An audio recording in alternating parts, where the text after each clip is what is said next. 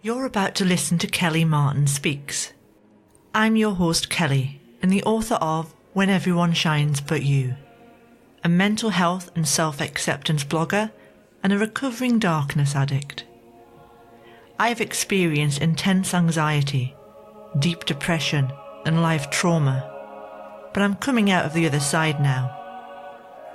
Darkness was a comfort zone for me for a long time, and it felt safer than the light. So in this podcast I share with you my journey into the light and how I move through challenge in an empowering way. I'll share with you tools and nurturing ways to embrace your humanity. I was once a shy, scared introvert, afraid to speak, but that's all changing. Let's take this journey together and learn to fly.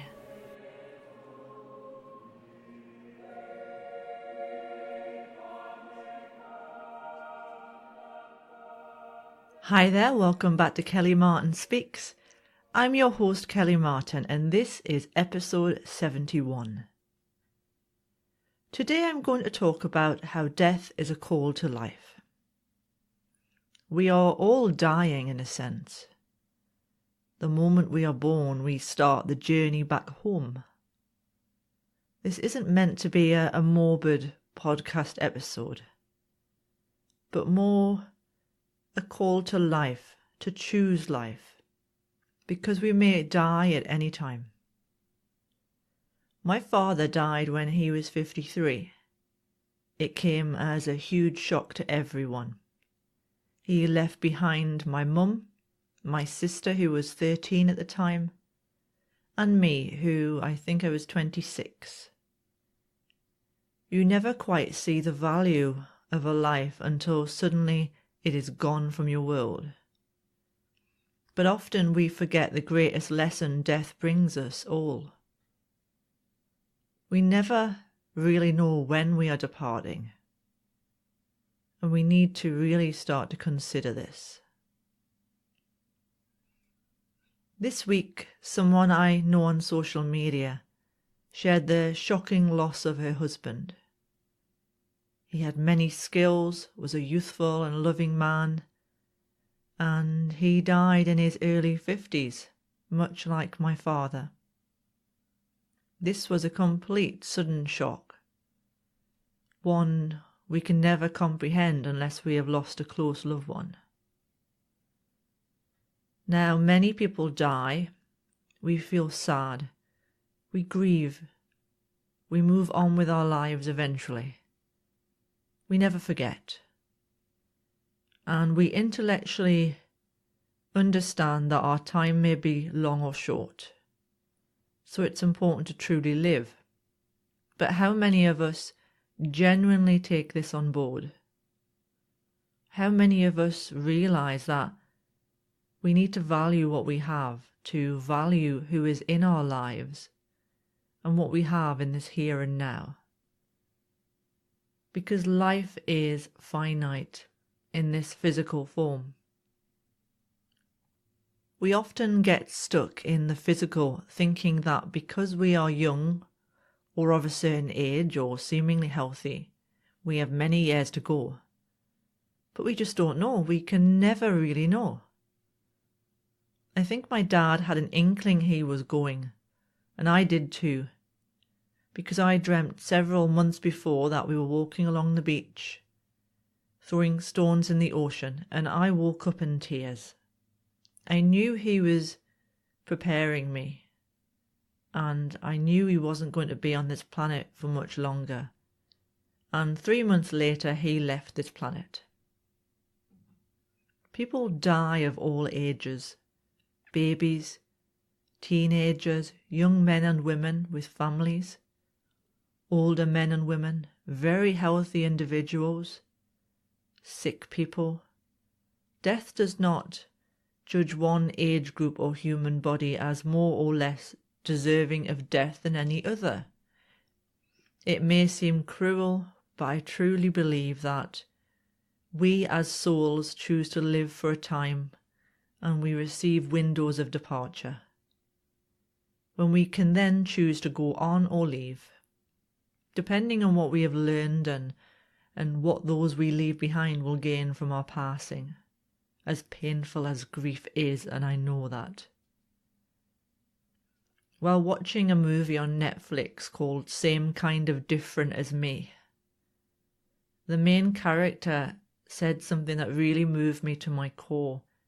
He was homeless and he was befriended by a wealthy couple who helped the homeless centre he frequented for meals and food. And in the movie he said, "I used to spend a lot of time worrying that I was different from other people, even from other homeless folk. Then, after I met Miss Debbie and Mr. Ron, I worried that I was so different from them that we wasn't gonna have no kind of future. But I found out everybody's different, the same kind of different as me. We're all just regular folks walking down the road God set in front of us. The truth about it is, whether we is rich or poor or something in between, this earth ain't no final resting place. So in a way, we is all homeless, just working our way toward home." And that was by Denver Moore, and the movie was Same Kind of Different as Me. Reading my friend's incredible loss, it was like someone punched me in the chest. Before I'd got the fact that intellectually, that we never know how long we have, so better make the most of it. But how many of us truly make the most of it? I think of most of us, we are just getting by, waiting for improvements or change, hoping things get better and wanting the future to be different to what we have here. And I am no different. In a morose kind of way, it had me thinking about people I may not have a high opinion of, or who I think have things better off than me. And I can now see that they have it no different to me. They are no different to me. At any time, those things I think they have that I do not could be taken away from them. Their nice homes, their money, their loved ones, their outer success. All of this could change in a split second. Thinking about death and life really makes you look at who you are not valuing in your life, how you behave around them. What you would do if they were gone tomorrow, would you be different? I know I would. There is a song called "The Only Thing You Get to Keep Is What You Give Away" by Francis Dunnery. And this is really something to consider about life. We can't take our stuff with us. We can't take our money, our success, but what we give to others we get to keep, in our heart, in our soul. On my walk, after thinking about this, I started to ask myself, what am I waiting for? Why am I putting off embracing what is in my life, simply because it doesn't match conventional people's worlds? Why am I worrying or focusing on a future that hasn't happened in terms of how much money I have or don't have? Those we love could be gone tomorrow, and absolutely everything can change. This is my call to life for you. Your life, no matter whether it is great or fucked up, it is still your life. Your heart inside your chest, it beats for you every single day. It is literally encouraging you into life, and how many of us take this for granted? My father's heart gave out when the defibrillator in his chest did not work on the day that he died. So now I feel extra grateful for my heart. It loves, it gives, it receives, and it beats for me. Even if your body does not operate the way that you wish it did, maybe you are housebound, but your body is still alive. Your heart is still beating for you. What then are you going to choose to do with your life? You don't have to do anything fancy. You don't have to scale Mount Everest or find the cure for cancer. But what you do have to do is live it, simple or complex, whatever you choose. Find the wisdom in your life, look for the beauty here and now, and most importantly, love those who are in your life and learn to value every little thing that you have. You have a roof over your head. Great. Maybe you don't, but you're breathing, you're alive. Great. You have a ton of money. Don't save it all for a rainy day. That rainy day may never come. Spend it joyfully. You've hardly any money, but you are able to walk, enjoy nature, eat, connect with people, embrace that abundance that life has given you. Maybe you feel alone or feel lonely. Then befriend the one you are with, you. Find something in you to accept, to nurture, to embrace, to like. And when the time comes to meet with others, open your arms and heart wide to let them in. When you are faced with death, you can choose to ignore its wisdom and keep worrying and focusing on the future that has never happened, or see it as a wake-up call to live here now. I know people who have had near-death experiences and have fully thrived since nearly dying. I have also known others who have come close to death and have forgotten the wisdom of that experience that was there to show them so that they can continue to live their lives in a more encouraging and motivated way.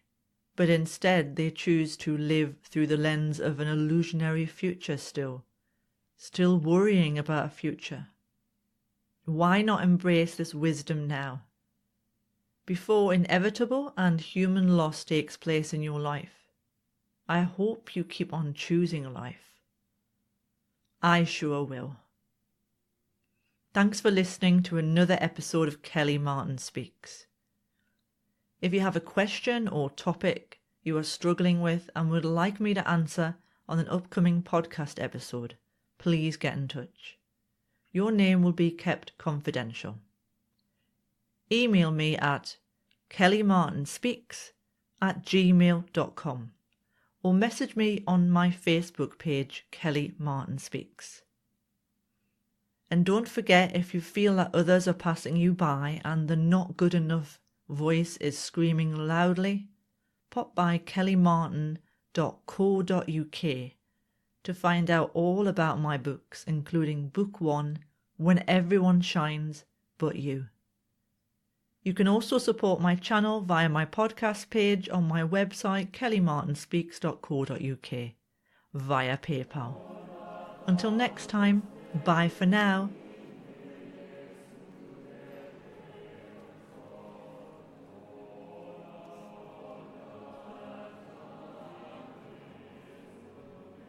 You've been listening to my podcast, Kelly Martin Speaks.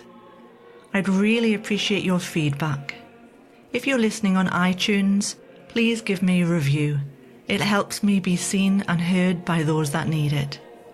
You can also follow me on kellymartinspeaks.co.uk, where you can read my blogs, find out about my book series, and subscribe to my monthly newsletter.